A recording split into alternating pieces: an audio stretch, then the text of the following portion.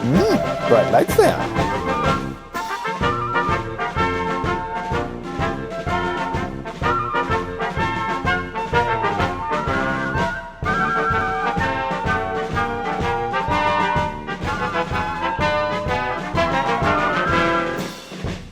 G'day everyone, and thanks for joining me for another Makita review this week. Well, as you can see, we are looking at lights. Is that one light? Two lights? What's going on in that shot, Tools? It looks a bit odd. Yeah, well, these are slightly odd looking lights.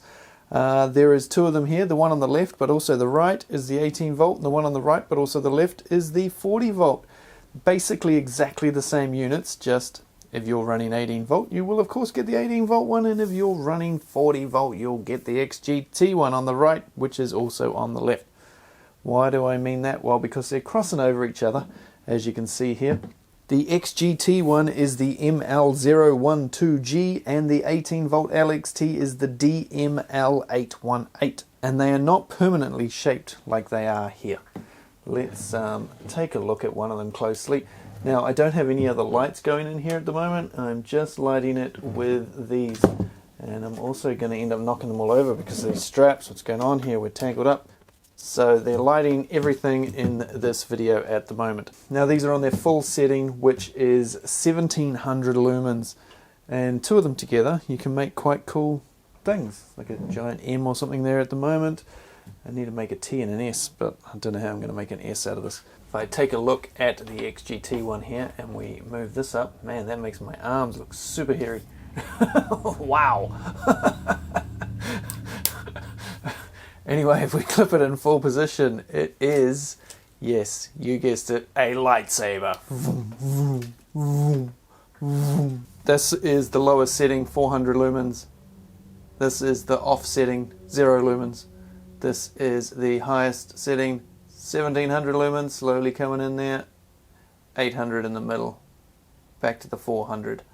So the 400 looks the nicest on the camera because it's not blurring anything out, and it's also the nicest on my eyes, which is good. Now, if we go like this, don't have to pull any button or anything, you just give it a yank, and you click it round, wait for it to click in. There's a certain little mechanism in here that clicks it. You now have a light on both sides, so more like a traditional lantern. There is 42 LEDs in total on this thing, 24 on this long bottom side and 18 on this top side.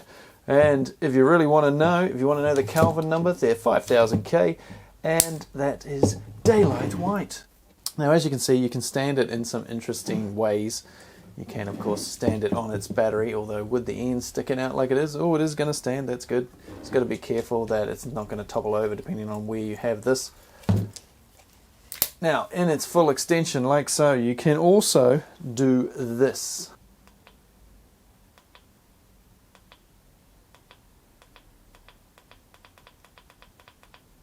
So, as you can see, you can have either or going or both of them going. So if you were to use it in the folded up position and underneath the house or something, you don't need a huge amount of light.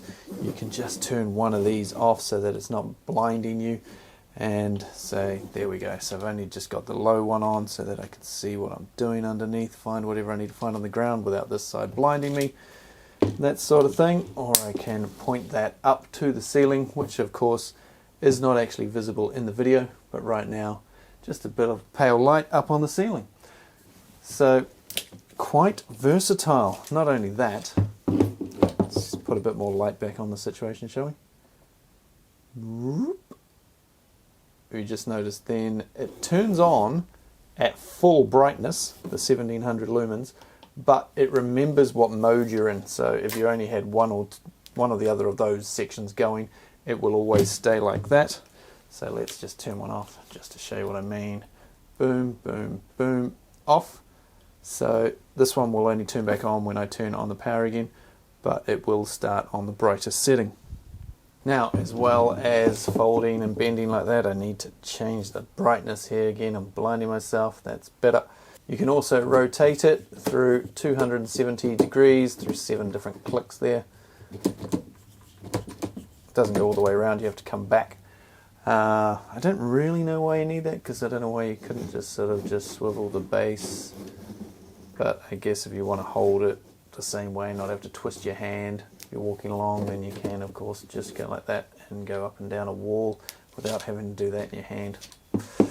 Not a biggie, not a huge feature, that one. Now when I use just one section, the 18 lights, I get this flickering motion on my camera, but I get the frequency right when I turn on both of them and it stops.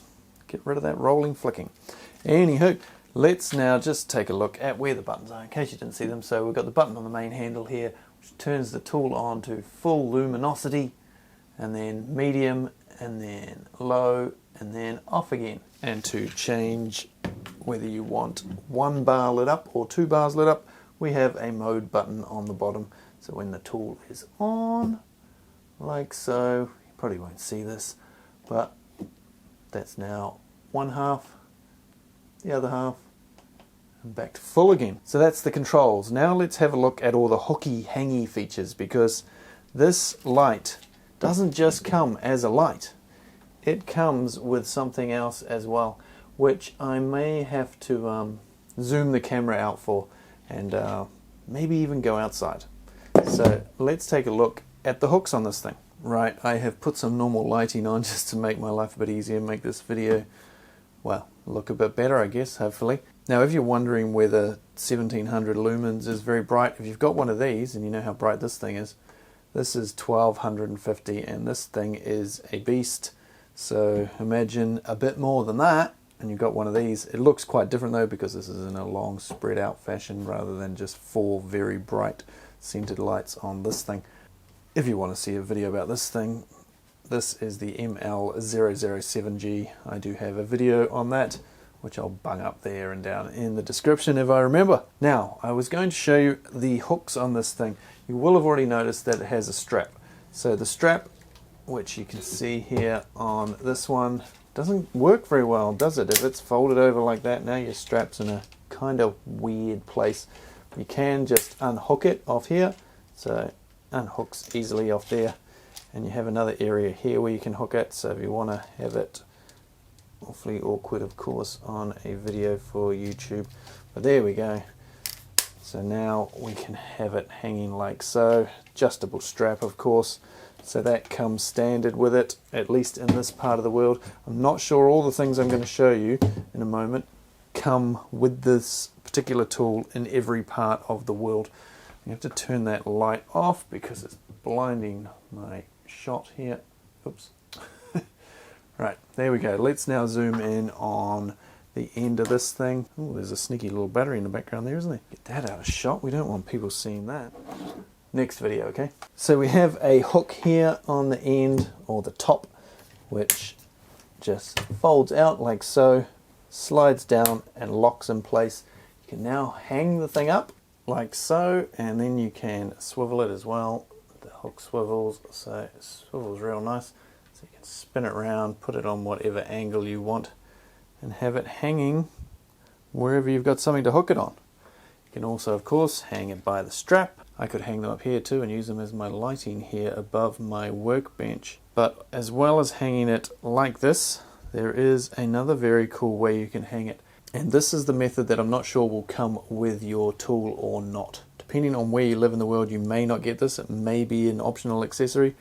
But as far as I'm aware, in New Zealand, you will get this with your light. And what is this? Well, let's see if we can put it on the bench here. It's pretty big, but here it is. Is a bit long for my bench and doesn't look all that exciting on the bench either, does it? Let's see it in its natural habitat. Oh, wait on, it's a bit dark to film out here.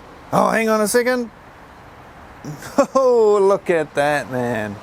Look at that, that's awesome. Let's go in for a closer look. So that lights up the engine bay, awesome, so I can like do some repairs here, ding ding ding, yeah, all running good, yeah, sweet as. Now if the light is not quite in the position you want, there is a small amount of movement you can do with it. So you can slide it along a bit there, get it a bit more central. And that is a perfect amount of lighting, and it's not throwing much of a shadow anywhere. It's pretty good. Yeah, that's good. That's real good. I like that. I wish I had one of these when I had my van on the back door of a van. Absolutely perfect for loading things in and out at night and stuff like that. You can even hook one up on a pretty permanent basis with the hook somewhere. Now, to get it out of the telescopic hook handle stand thingy, there's a little lever release on each of these two brackets. Just pop them off and then push it out, click it out like so. And now, you know what you have now, right? I have to get a couple of these. Oh, wait on. I need a friend now to play lightsabers with. If you want to come and play lightsabers with Tools, leave your name in the comment section below, and maybe you can come around one day and we can play lightsabers. They're so tall, they're hard to actually get in shot. How tall are they? Well, they're 972 millimeters long without a battery. So with a battery on them, they're just over 1 meter long. And as for the extendable stand, that goes from between 1130 millimeters to 1900 millimeters. Speaking of that telescopic stand hook thing, let's take a closer look at that. Now that I've turned those lights off, it's kind of doesn't seem as bright in here anymore as it used to be. My eyes are sort of a bit burnt out. Anywho, let's take a look at the stand. Now the stand is, according to Makita, 1.5 kgs, but it sort of doesn't even feel that heavy to me. It feels pretty light. The lights themselves, 1.1 kgs without a battery. So you're looking at, what's that, 2.6 with a battery, about 3.2 for a 18 volt, and then it'll vary starting at 3.2 and going up to about 4.4, I think, with the XGT if you had an 8 amp hour battery on it. You don't really need an 8 amp hour battery though, unless of course you want it to run for a very, very long time, because if we rattle off the numbers here before we look at the stand, I'll give you the run times. So the runtime on high for the XGT is on a 2 amp hour battery. You're looking at 3.5 hours. On the lowest setting, 16 hours. 2.5 amp hour battery, 4.5 hours and 20 hours. A 4 amp hour, 7 hours and 32 hours. A 5 amp hour battery, 8.5 hours and 40 hours. And for an 8 amp hour battery, you're looking at 14 hours on high and 65 hours on the lowest setting. And on the mid settings, just take halfway points between all those numbers I just told you, because I don't want to read out everything, you know, come on. And on the 18 volt, I'm not going to rattle out every single number for you, but on the highest battery, the highest current, 6 amp hour, 18 volt battery, who knows, it might be a bigger one day. But at the moment, the highest 6 amp hour, you're looking at about 5 hours on high, 11 on the medium setting, and 23 hours on the low setting. Anyway, now back to the hook stand thingy. So it's anodized aluminium. It looks very nice. It's very well done. The Makita label on the here is very nice. And these aren't metal like they might look. These are overmolded, so they're rubbery, so that they don't damage the car or whatever else you happen to be clipping them onto. I've used them on the floor joists that are above my head, just pushing on here, and they hold really well. So it's pretty good. So it's spring loaded, telescoping, but spring loaded on both ends. So both ends the same like that. To, like I said, 1900 millimeter maximum width, which is pretty damn good. And then these clip in. Make sure they clip in the right place. You want to clip it around this area that's now visible on screen. This bit here at the top and bottom of each light clips into these like so. Just clip it around. It's quite tight to pull back out, but yeah, they just clip in nicely, and then you can swivel it to whatever angle you want. So yeah, this is a very nice, lightweight but rugged feeling little unit, and not just good for putting underneath the bonnet of cars or the back door of your van, but also, like I say, hooked it on the floor joist, plenty of pressure there. This is nice and wide, looking at what, probably about 125 millimeters, about 5 inches wide there.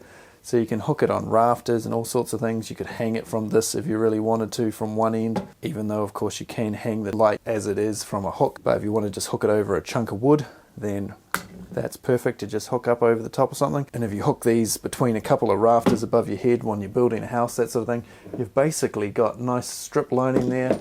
It's like it's like the lights I've got above me here, above the bench, the nice long LEDs, or like a fluoro light. So yeah, it's a pretty cool unit, and Like I say, this comes standard in New Zealand, but judging from what I've seen, it may not come standard everywhere else. It may be an optional accessory in some parts of the world, and having it standard will mean this will be a lot more expensive here than in other parts of the world, I guess. And there may be some people who don't want the stand and only want the light so they can play lightsabers with their mates.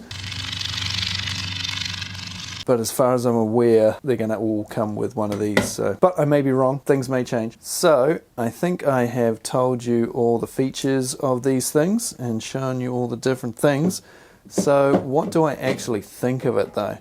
Well, I like it. It's pretty damn cool. I'm just going to zoom out a bit here. So they're nice and bright. They're for a Makita product. They're brighter than I thought they might have been. One thing I would, what do I do there? Just knocked it off. One thing I would change or would like to see, when you have it folded out like this, it's pointing up, okay?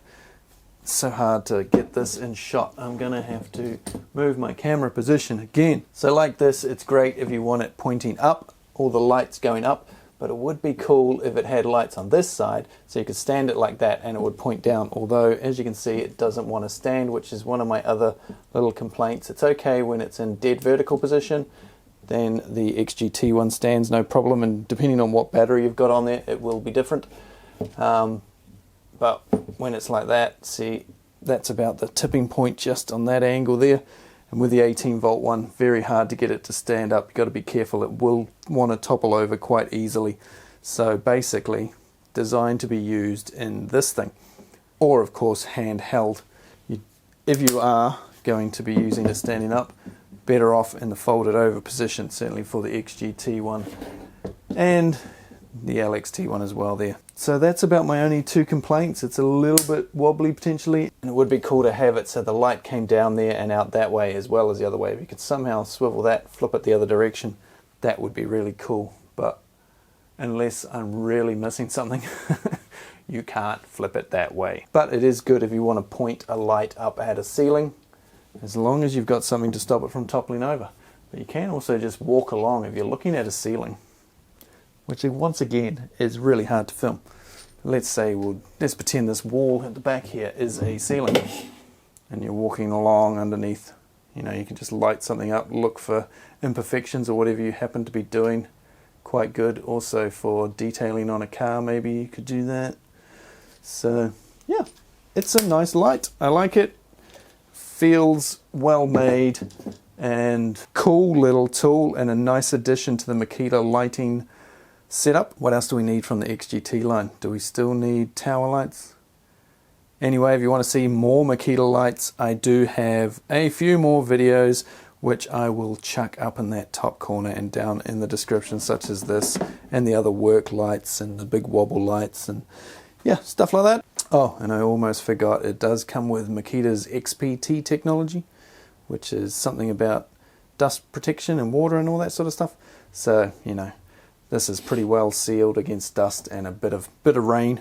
Don't leave it sitting out in the rain, obviously. Don't drop it in a bucket of water or anything like that either. Another thing that makes it an all-round good little tool. So, thank you again for watching, and I will see you all on another Makita review real soon.